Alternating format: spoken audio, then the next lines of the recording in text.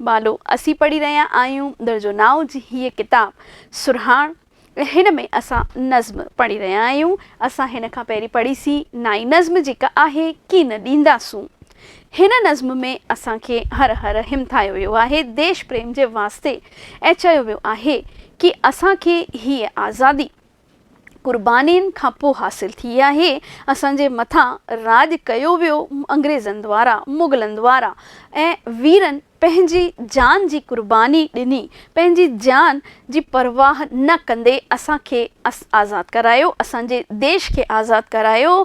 तंहिं करे असां आज़ादु आहियूं, किथे वञण लाइ, कुझु बि सोचण लाइ। असांजो ख़ुदि जो संविधान ठहियो, असां हुन संविधान जे मुताबिक़ हलंदा आहियूं। असांखे नागरिकनि खे मूल अधिकार मिलिया, मूल कर्तव्य मिलिया। असांखे साह खणण जी आज़ादी ऐं खुली हवा में साह खणण जी आज़ादी मिली आहे। पंहिंजा वीचार ॿियनि जे साम्हूं रखण जी आज़ादी मिली आहे। हीअ सभु कंहिंजे करे आहे? हीअ सभु असांजे हुननि वीर सपूतनि वास्ते आहे, हुननि जे करे आहे जिन असांजे देश खे आज़ादी ॾियारी। 200 साल जी ग़ुलामीअ जी ज़ंजीरुनि खां आज़ादी ॾियारणु ॾाढो ॾुखियो हो। असीं हिन खां पहिरीं बि पढ़ी चुका आहियूं कि न केवल असांजा भाउर पर भेनरुनि बि पंहिंजो पूरो योगदान ॾिनो असांजी आज़ादी खे हासिल करण में। हियो जेको वीडियो आहे हीअ असांजी नाई नज़्म की न ॾींदासूं जे सुवाल जवाब वारो आहे। तव्हां पाण सां गॾु तव्हांजो दर्सी किताब कॉपी पेन खणी करे वेंदा, सुवाल ऐं जवाब असां लिखंदा वेंदासीं। त अचो शुरू कयूं सुवाल जवाब। हेठियनि सुवालनि जा मुख़्तसर में जवाब ॾियो। कवि मरी छा मिटाइण नथो चाहे? मरी बि छा नथो मिटाइण चाहे? तमामु सवलो आहे। ॾिसो कीअं लिखंदासीं असां हिन जो जवाबु। कवि मोतीराम वलेछा। हाणे हिन में मां नालो छो लिखियो कवीअ जो? छाकाणि त असांखे क्वेश्चन में चयो वियो कि कवि मरी छा नथो करणु चाहे, त तंहिं करे मां कवि नालो हिन में मोतीराम वलेछा साहिब जो लिखी छॾियो आहे। पूरो नालो श्री मोतीराम वलेछा ज़िंदह आहे। मुल्क जो नालो मिटणु कोन थो ॾियणु चाहे, यानी हू चाहे थो, कवि साहिब चाहिनि था कि भले मां हिन मुल्क मां मरी वञा, यानी वञा हली, मुंहिंजी जान क़ुर्बान थी वञे, मूंखे पंहिंजो सिर छो न ॾियणो पवे पंहिंजे मुल्क जी ख़ातिर, पर वरी बि मां पंहिंजे मुल्क जो नालो मिटणु कोन ॾींदुसि। मां पंहिंजे भारत भूमीअ जो नालो सभिनी खां ऊचो रखंदुसि। हीअ आज़ादी असांखे हज़ारे लाखो देशवासियुनि जी क़ुर्बानीअ खां पोइ हासिल थी आहे। त हिन देश खे, हिन आज़ादीअ जी रक्षा करण जो ज़िम्मेदारी कंहिंजी आहे? असांजी ई आहे। असांखे भल पंहिंजी क़ुर्बानी ॾियणी पवे, पर असां देश जो नालो मिटणु की न ॾींदासीं। जीअं कि हिन कविता जो टाइटल ई आहे की न ॾींदासीं। ॿियो सुवाल ॾिसूं। वतन जी जोत बाबति कवि छा थो चवे? वतन जी जोत कहिड़ी आहे, छा आहे? ॾिसूं। वतन जी जोत बाबति कवि चवे थो कि असां कॾहिं बि वतन जी जोत खे छा कंदासीं? उझामण या विसामण कोन ॾींदासीं। असांजे देश मथां भल आंधी अचे, तूफ़ान अचनि, पर वतन जे जोत खे हमेशह ज़िंदह रखंदासीं। यानी कि हिते जोत जो मतिलबु कहिड़ो आहे? कहिड़ी जोत? सची मुची जी आज़ादीअ वारी जोत जी ॻाल्हि हिते कई वई आहे। यानी असांजे देश जो नालो कॾहिं बि न विसामण, उझामण खपे। असांजे देश जे नाले ते केरु ईअं न चवे कि ही देश हीअं आहे। ऐं देश कंहिंसां ठहंदो? देश असां माण्हुनि सां ई ठहंदो। असां माण्हू, असां देशवासी अगरि सुठा कम कंदासीं, अहिड़ा कम कंदासीं जंहिंसां असांजे देश जो नालो ऊचो थिए, असांजे तिरंगे खे मथे फहिरायो वञे, ऊचो फहिराए, त पोइ असांजो बि नालो थींदो, असांजे देश जो बि शान वधंदो। त हिते इन ई जोत, इन ई शान खे ज़िंदह रखण जी ॻाल्हि कई वई आहे। टियों सुवाल आहे। कवि कंहिंजा हौसला उभारणु नथो ॾिए। इहो असीं पढ़ियोसीं कि भई गैर जेके आहिनि, गैर मतिलबु थींदो आहे बालको अजनबी, यानी कि जेके अजनबी आहिनि, गैर आहिनि, उन्हनि खे असां मां शिकवा शिकायत थी सघे थी। उहे जॾहिं असांजे दुश्मननि सां मिली वेंदा, त दुश्मन ऐं गैर मिली करे असांजे देशवासियुनि जो हौसलो पस्त करण जी कोशिशि कंदा, या असांजे देशवासियुनि खे हेठि किराइण जी कोशिशि कंदा। थी सघे थो असांजे दुश्मन असांजे गैरनि सां मिली करे वरी असांजे देश खे ग़ुलाम ठाहिण जी जेकी आहे कोशिशि कनि त असां उन्हनि दुश्मननि उन्हनि गैरनि खे पस्त कंदासीं, त कंहिंजा हौसला उभारण न ॾींदासीं, दुश्मन जा हौसला असां उभारण न ॾींदासीं।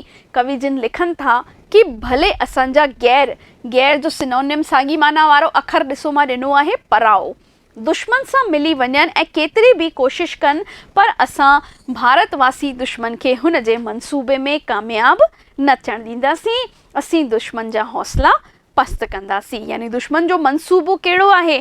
असांजे आज़ाद भारत खे वरी ग़ुलामी जी ज़ंजीरुनि में जकड़ण, इहो ई हुन जो मंसूबो आहे ऐं असां हुन खे कामयाबु न थियणु ॾींदासीं। ॿियो आहे हेठियनि सुवालनि जा जवाब ॾियो। हिन कविता में कवि कहिड़ो संदेश ॾिनो आहे? त असांखे संदेश लिखिणो आहे। हिन खे ईअं था चई सघूं असां कि भई हिन कविता मां असांखे कहिड़ी सिख्या मिले थी? त जीअं कि मां तव्हांखे ॿुधायो बालको, असांखे देश प्रेम जी सिख्या मिली रही आहे। देश सां न केवल प्रेम करिणो आहे, हुन आज़ादीअ जी इज़त करणी आहे, आज़ादीअ जो क़दुरु करिणो आहे, सम्मान करिणो आहे। छाकाणि त जंहिं वक़्तु आज़ादी मिली त मूं मां तामां केर बि न हो। जेके हुआ उन्हनि खां पुछी ॾिसो कि उन वक़्तु कहिड़ा हालात हुआ ऐं कीअं कहिड़ी मुसीबतुनि सां असां पंहिंजे भारत देश खे आज़ादु करायो आहे। अॼु आज़ाद भारत में असीं साह खणी रहिया आहियूं त उहे हुननि देशभक्तनि, क्रांतिकारनि, वीर सपूतनि जी वजह सां ई खणी रहिया आहियूं। जवाब ॾिसो कीअं लिखंदासीं। हिन कविता में कवि देश प्रेम जो संदेश ॾिनो आहे। पहिरीं सिट में असांखे आंसर अहिड़ो लिखिणो आहे जो पतो पवे कि क्वेश्चन सां रिलेटेड आंसर आहे, या जेको सुवाल असांखां पुछियो वियो आहे उन जो ई आंसर लिखियो आहे। हिते हुते असां न पिया वञूं, टू द पॉइंट जंहिंखे इंग्लिश में चवंदा आहियूं तीअं। कवि जिन लिखनि था कि कई सालनि जी ग़ुलामी खां पोइ असांखे आज़ादी मिली आहे। असांखे हिन आज़ादीअ जो क़दुरु करिणो आहे। दुश्मन भले गैरनि सां मिली करे असांजे देश खे वरी ग़ुलाम बनाइणु चाहे, मंसूबो रखे, उमेद रखे, पर असांखे दुश्मन जे मंसूबे खे कामयाबु न थियणु ॾियणो आहे। हुन जी हिन उमेद ते पाणी फेरणो आहे ऐं इहो सभु कंहिंजे हथ में आहे? असां देशवासियुनि जे हथ में आहे। अॼु जी नई टईअ जे मथां आहे, जेको पुराणी ॻाल्हियुनि खे छॾे, देश खे छॾे विदेशनि में वसी रहिया आहिनि। ॿियो आहे हिन कविता में कवि दुश्मन जे इरादनि खे नाकामयाबु छो थो करणु चाहे? हाणे दुश्मन जो असांजो पहिरीं त असांखे लिखिणो आहे कि भई दुश्मन जो इरादा कहिड़ो आहे। त दुश्मन जो इरादो छा आहे? दुश्मन जे इरादनि खे नाकामयाबु करणु चाहे थो। नाकामयाबु मतिलबु कि कामयाबु न थियणु। छो जो असीं भारतवासी सचा देशभक्त आहियूं। भारत भूमीअ ते असां भारतवासियुनि ते हक़ आहे ऐं भारत भूमि असांजी कहिड़े समान आहे? माता समान आहे। छाकाणि त असां भारत माता यानी हिन खे मां सम्झंदा आहियूं भारत भूमीअ खे। त कंहिंजो हक़ आहे? असां भारतवासियुनि जो हक़ आहे। अगरि असांजे मथां ॿियनि राज कयो आहे त हीअ हुननि जी ग़लतफ़हमी आहे कि असां वरी सां हिन देश खे पंहिंजो ग़ुलाम बणाए छॾंदासीं। इन ई मंसूबे खे नाकामयाबु करण जी ॻाल्हि हिन कविता में असांखे कई वई आहे। दुश्मन खे हिन पवित्र भूमीअ जो हिकु इंच बि असां विलारण न ॾींदासीं। इहा ॻाल्हि हिन में कई वई आहे कि असां तव्हांखे हिन भूमीअ जो हिकु इंच बि विलारण न ॾींदासीं। यानी कि भले असांजी भूमि वॾी आहे, कब्ज़ो करण जी कोशिशि वक़्ते हिन ते हमला थींदा आहिनि, अतिक्रमण करण जो प्रयास बि कयो वेंदो आहे, मंसूबा रचिया वेंदा आहिनि, पर असां दुश्मन खे हिन मंसूबे में कामयाबु न थियणु ॾींदासीं। हाणे अचे थो सुवाल, हिन कविता जो सार तव्हांखे पंहिंजे लफ़्ज़नि में लिखिणो आहे। त हिन कविता जो सार बालको तव्हां लिखंदा सॼी पोयम जा जेके बि पॉइंट्स आहिनि कि भई हीअ आज़ादी असांखे ॾाढी सालनि जी महिनत, क्रांतिकारनि, वीरनि सपूतनि जी क़ुर्बानीअ सां हासिल थी आहे। पहिरीं भारत जो छा हाल हो जॾहिं असां ग़ुलाम हुआसीं? को एग्ज़ाम्पल मिसाल ॾेई करे तव्हां सम्झाए करे लिखी सघो था ऐं कीअं हासिल थी ऐं असां हाणे असांजो छा कर्तव्य आहे, असांजो हाणे फ़र्ज़ु छा आहे, उहो बि असां लिखंदासीं कि असां भारतवासियुनि जो फ़र्ज़ु आहे। अॼु जी नई टईअ जो इहो फ़र्ज़ु आहे कि असां भारत खे वापसि ग़ुलाम न थियणु ॾियूं, आज़ादी खे क़ाइमु रखूं ऐं जेको थियो उन सां सिखिया वठूं, वीरनि जी कुर्बानीअ खे यादि कयूं। केवल संविधान दिवस, 15 अगस्त, 26 जनवरी मनाए करे फॉर्मेलिटी पूरी करे न सम्झूं। उन ॾींहुं बालकनि खे छा कयूं, अखाणियूं ॿुधायूं वीरनि जूं कि कीअं हू पंहिंजो सभु कुझु, छा हुननि खे पंहिंजी निंड, पंहिंजो घर, पंहिंजो पाण सां प्रेम न हो, हुननि खे बि घर में वेही आराम सां सिंपल लाइफ जीअणु वणंदो हो, पर हुननि में जज़्बो हो, उमेद हुई। कहिड़ो जज़्बो? देश खे आज़ादु कराइण वारो जज़्बो हो कि भई असां असांजे भारत भूमिअ खे आज़ादु करे ई मञंदासीं, ऐं इन ई जज़्बे खे हुननि क़ाइमु रखियो ऐं असांजे देश खे आज़ादी ॾियारी। त फ़ाइदो छा हुननि खे थियो? सभिनी खे थियो, पूरे देश ऐं देशवासियुनि खे थियो।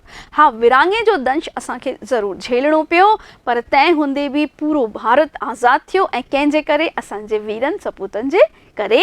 इहो सभु असांखे हिन सार वाले क्वेश्चन में या सारांश बि अची सघे थो असांखे लिखिणो आहे, या ईअं अची सघे थो त कविता खे में असांखे संदेश मिले थो, थोरे में सम्झायो। हाणे 5-7 जो सुवाल अचे नंबरनि जो, त असांखे हीअं वधाए करे बालको लिखी अचिणो आहे।